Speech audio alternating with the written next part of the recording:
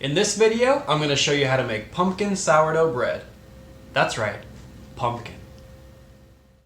To get started with this recipe, add 290 grams of water to your mixing bowl.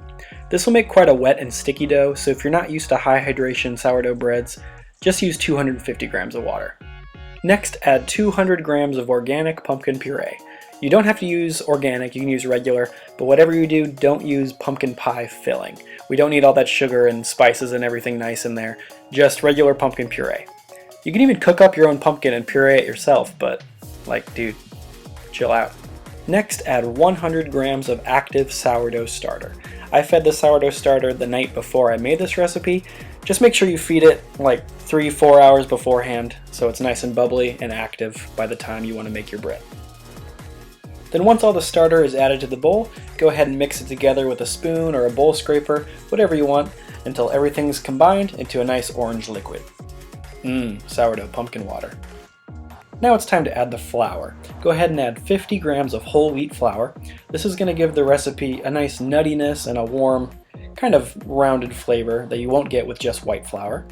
And then add 400 grams of bread flour. I'm using King Arthur brand, but you can use any brand of bread flour that you want. That brings the total amount of flour in this recipe up to 450 grams. Then for the final ingredient, add 10 grams of salt to the bowl. And then just mix everything together with a bowl scraper or a wooden spoon until there aren't any dry bits of flour left.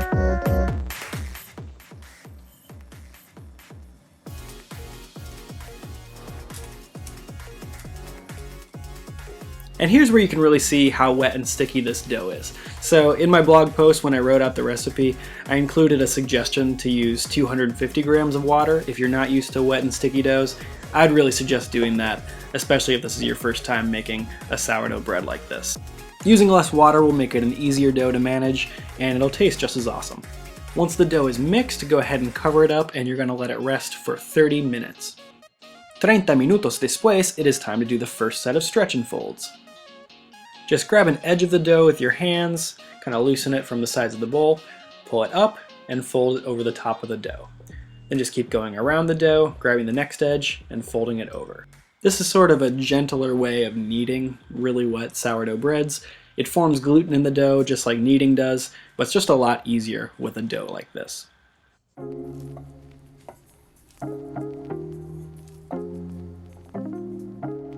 Once the first set of stretch and folds is done, cover the dough up again and let it rest for another 30 minutes.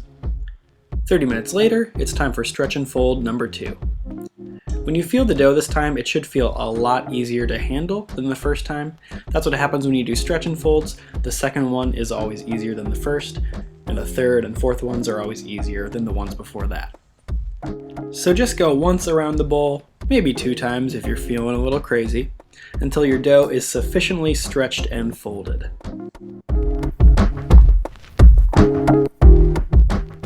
Then cover up your dough and let it rest for 30 more minutes. Now it's time to give the dough its third and final set of stretch and folds.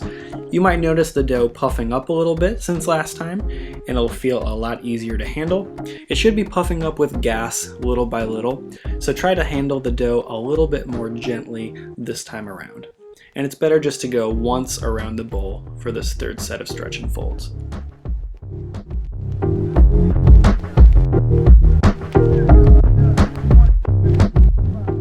Now cover up the dough and let it finish bulk fermenting for another 3.5 hours. Whoa, that was fast. Go ahead and look at your dough now. It should be quite puffy, almost doubled in size. When you shake it, it should jiggle a little bit, and it should be domed off on the top. Those are some signs that your dough is done bulk fermenting and now it's ready to shape. Go ahead and do some more stretch and folds on the dough just to loosen it up and get it off of the sides of the bowl. Then to shape the dough, I like to shape in 2 stages, the pre-shape and the final shape. So we're going to pre-shape this dough into a boule or a ball. Start by flouring your counter with just a little bit of flour. I used a lot of flour for this wetter dough, but use however much flour you think you need. It's way better than having a sticky mess on your hands. So for the pre-shape, go ahead and shape this into a boule like I do. I have another video for how to shape a boule, so if you want a further explanation for that, go ahead and check out this video. There's a link in the description and at the top of the video right now.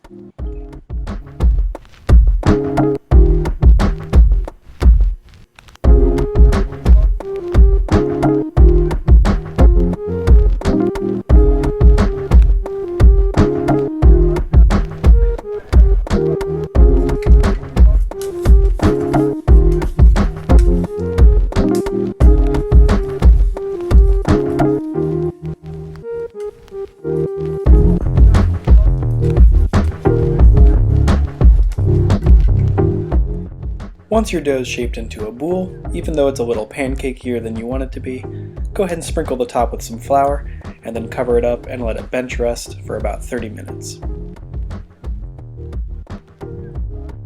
While your dough is resting, go ahead and grab your banneton basket and start sprinkling it with some rice flour, or really whatever kind of flour you want. You just want enough flour so that the dough doesn't stick to the inside of the basket. Since my dough is on the stickier side, I used a lot of flour for this basket. After the 30-minute bench rest, uncover your dough, dust the top with a little more flour, and then shape it into a boule for its final shape.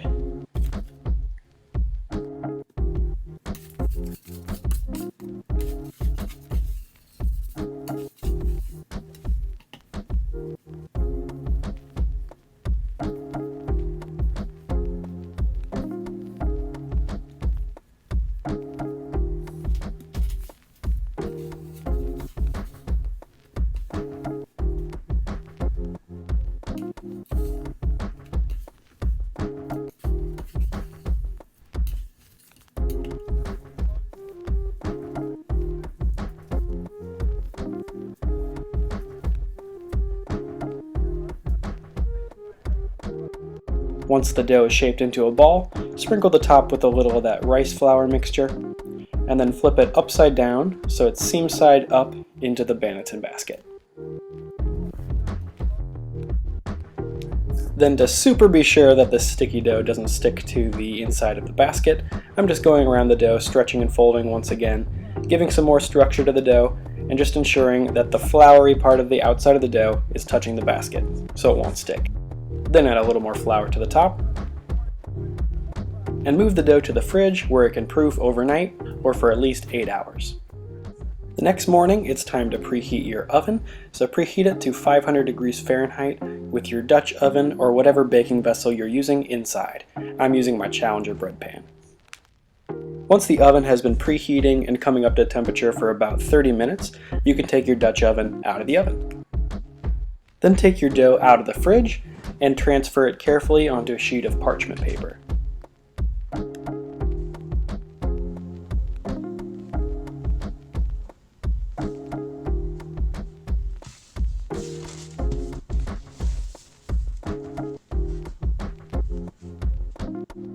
Once you've got it on the parchment paper, grab a sharp knife or your dough lam of choice, you can even just use a razor blade, and score whatever pattern you want on the top of your dough. I'm just doing a standard cross pattern.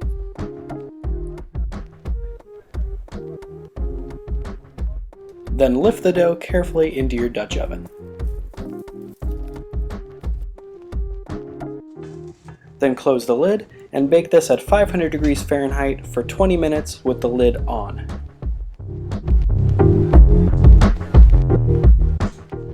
After 20 minutes, it's time for the big reveal. Did the bread open up nicely along those score marks like we wanted it to? I don't know.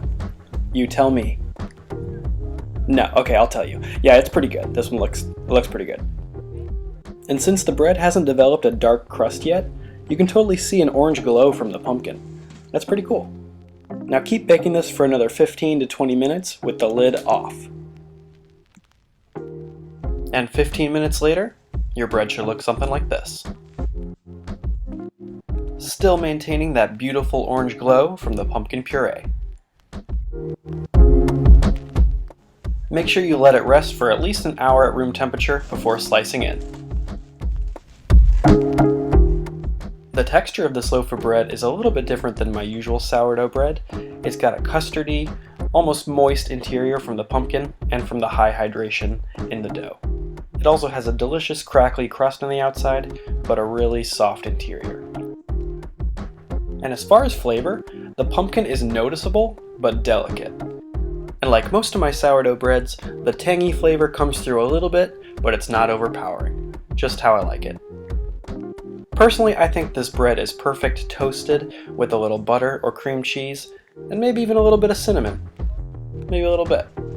Since fall is basically upon us, forego that pumpkin spice latte this year and make a few loaves of this pumpkin sourdough bread. I hope you enjoy it. If you like this video, please give it a thumbs up, and if you want to learn how to make better bread, sourdough, and pizza at home, subscribe to the Grant Bakes YouTube channel for videos every single week. Later.